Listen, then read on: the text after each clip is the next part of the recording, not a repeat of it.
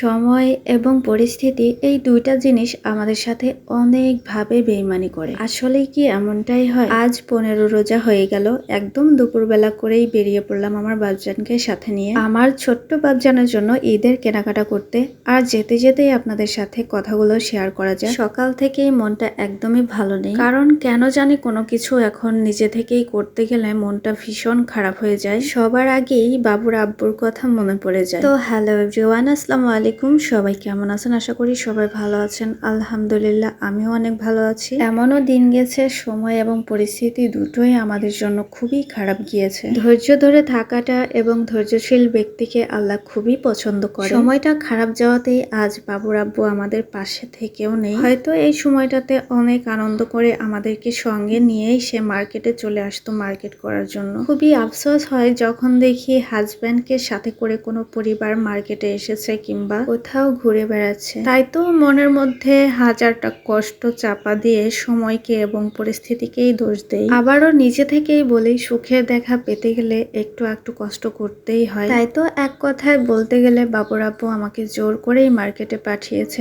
আমার কোনো উদ্দেশ্যই ছিল না যে মার্কেটে আসবো। আমার দরকারি একটা কাজের জন্যই বাজারে আসা। সেই মুহূর্তেই বাবুর আব্বু আমাদেরকে মার্কেটের কথা বলে। আমি তো কোনো মতেই রাজি ছিলাম না, তবে আমার বাবজান যেহেতু ছোট, এই জন্য আমার ছোট্ট বাবজানকে ঈদের পরিপূর্ণ আনন্দটুকু দেওয়ার জন্যই আমার মার্কেটে আসা। আমি আগেই বলি, আমরা ভাই গরিব মানুষ, আমাদের মতো সাধারণ মানুষদের কোনো ঈদ মার্কেটের বাজেট থাকে না। তারপরেও যতটুকু আমাদের সামর্থ্যে থাকে, যতটুকু পারি, এতেই আলহামদুলিল্লাহ আমরা অনেকটাই খুশি থাকি। তাই আমার বাবজানের এই ছোট্ট ঈদ মার্কেটের কি কি কেনাকাটা করলাম সেইটাই আপনাদের সাথে শেয়ার করার জন্য চলে আসলাম। এরই মধ্যে কিন্তু বেশ কয়েকটা দোকানেই ঘুরে ঘুরে আমরা আমার বাবজানের জন্য গায়ে দেওয়ার গেঞ্জি দেখে নিয়েছি, সাথে ম্যাচিং করে ফুল প্যান্টও দেখছিলাম। কিন্তু কপাল খারাপ থাকলে যা হয় আর কি। এইটা কি শুধু আমার সাথেই হয় নাকি আপনাদের সাথেও এমনটা হয়?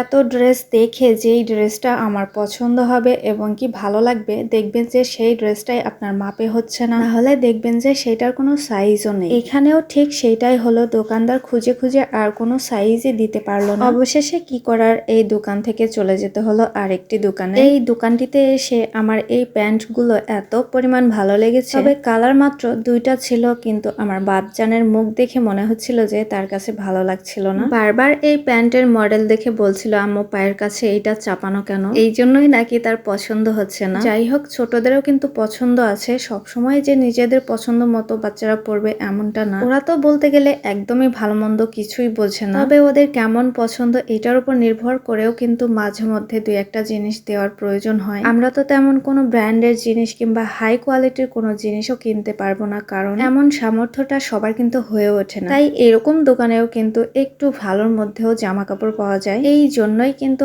আমার বাবজানের পছন্দের উপর নির্ভর করেই বেশ কয়েকটা দোকান ঘুরে ঘুরেই দেখতেছিলাম। কি আর বলবো গাইস, এই দোকানটিতে এসেও আমার বাবজানের জন্য গেঞ্জি দেখার পর সবগুলোই বড় হচ্ছিল, না হলে ছোট হচ্ছিল। এটা কি বিশ্বাস করা যায় বলেন? বেশ কয়েকটা দোকান দেখা হয়ে গেছে, আমার বাবজানের জন্য গেঞ্জি পাচ্ছি না বলেই মনটা একদম খারাপ হয়ে যাচ্ছিল। কারণ হচ্ছে একটাই, বাচ্চাদের এমনও সময় যায় যে হাইট এমনটাই থাকে, কোনো প্রকারের জুতা, স্যান্ডেল কিংবা জামা কাপড় খুঁজে পাওয়াই মুশকিল। দোকান ঘুরে ঘুরে আমি একদম ক্লান্ত হয়ে পড়েছি, কারণ রোজা রেখে এইভাবে ঘুরে বেড়ানো খুবই কষ্ট হয়। গেঞ্জি আর প্যান্ট কিনতে গিয়ে আমার এতটা পরিমাণ ঘুরতে হয়েছে যা আমার কখনোই ঘুরতে হয়নি। শুধুমাত্র মাপে হচ্ছিল না আর সাইজ মিলতেছিল না। অবশেষে এই দোকানটিতে এসেই আমার বাবজানের জন্য মাপ মতো সবকিছুই পেয়ে গেলাম। তবে একটাই সমস্যা হলো, এইটা এক দরের দোকান, যেটা নাকি মনে মনে আমি একদমই পছন্দ করি না। দাম দর করে জিনিস কেনার মজাটাই আলাদা। তো আর কি করার, লস দিয়েই জামা কাপড় নিতে হবে। তবে আমার পছন্দ করা গেঞ্জি প্যান্ট কিন্তু আমার বাবজানেরও পছন্দ হয়ে গেল,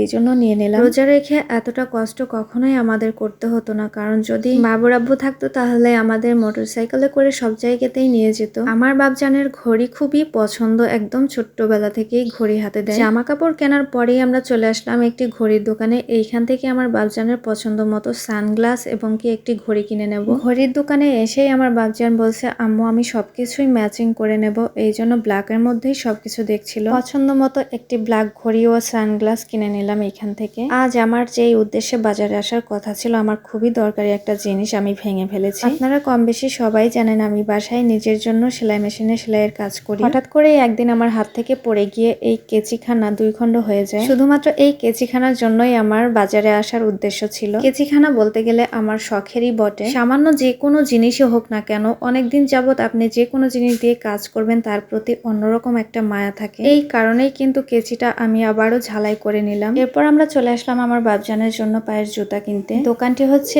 এমআর শু প্লেস। আলমডাঙ্গা বাজারের মধ্যে বাটা এবং কি এমআর শু প্লেস এই দুইটা দোকানই সবচেয়ে সেরা। এমআর শু প্লেসে কিন্তু ছোট থেকে বড়দের ভালো কোয়ালিটির মধ্যে ভালো ভালো মডেলের জুতা স্যান্ডেল সব পাওয়া যায়। যাই হোক, এখানে এসে আমার বাবজানের জুতা পছন্দ হয়ে গেল, কিন্তু আবারও সেই একই ঝামেলা। দোকানটি ছিল একদরে। এতটুকু বাচ্চার জুতার দাম এত হবে আমি কখনো কল্পনাই করিনি। তারপর আমি এই ভাইটিকে বললাম, ঈদ উপলক্ষে আপনারা কোনো ডিসকাউন্ট দেননি? কোনো রকম কোনো প্রকারে ছাড় দিচ্ছিল না। এই জন্য কিন্তু দোকান থেকে আমি চলেই গিয়েছিলাম। পেছন থেকে ভাইয়াটি ডেকে আমাদের হিসাব নিকেশ করে বলল, শুধুমাত্র 150 টাকা কমে আমরা নিতে পারবো, এর নিচে আসতে পারবো না। যাই হোক, জুতা কেনার পরে চলে কসমেটিক্সের দোকানে বাবজানের জন্য মেহেদি কিনতে। মেহেদি কিনে আসার পথে দেখলাম সাঁতার কাটার জন্য সুন্দর সুন্দর কিছু প্লাস্টিকের হাওয়া দিয়ে ভরা চাকা ঝুলানো। এগুলোর সন্ধান আমি অনেক আগে থেকেই করছিলাম। আমার বাবজান যেহেতু সাঁতার জানে না, এখন যেহেতু ঈদের মার্কেট করতে এসেছি, ঈদের পরপর এসেই এর একটা কিনে দেব। এরপর চলে গেলাম কিনতে বাবজানের শখের একটা জিনিস, যেটা না কিনলে নাকি আমার বাবজানের ঈদ সম্পূর্ণ হবেই না। ঈদের আগে থেকেই নাকি তাকে বাজি পোড়াতে হবে। এই দোকানে এসে তার পছন্দ মতো বেশ কয়েক রকমের বাজি কিনে নিয়ে নিল। কেনাকাটা প্রায় একদম শেষের দিকে। অবশেষে কিনে নিলাম আমার বাবজানের জন্য একটি টুপি। ঈদের কেনাকাটা